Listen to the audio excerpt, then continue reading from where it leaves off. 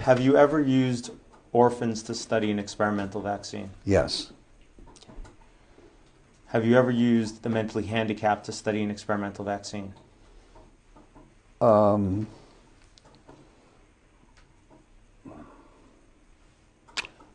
don't recollect ever doing studies in mentally handicapped individuals.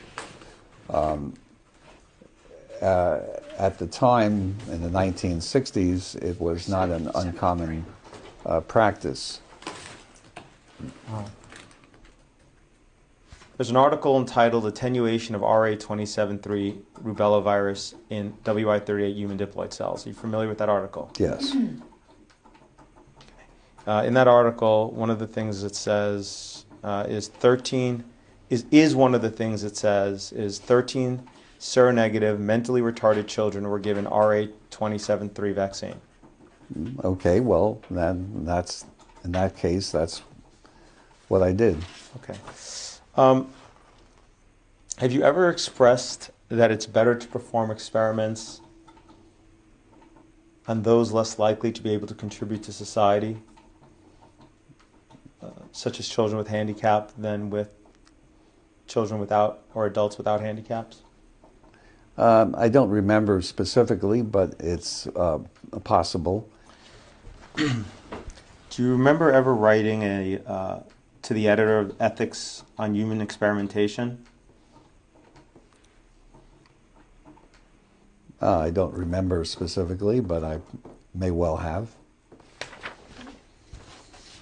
Do you recognize this letter you wrote to the editor? Yes. Okay. Did you write this letter? Yes. Okay. Is one of the things you wrote, the question is whether we are to have experiments performed on fully functioning adults and on children who are potentially contributors to society, or to perform initial studies in children and adults who are human in form but not in social potential. Yes. Okay. It may be objected that this question implies a Nazi philosophy, but I do not think that it is difficult to distinguish non-functioning persons from members of ethnic, racial, economic, or other groups. Mm-hmm. Okay.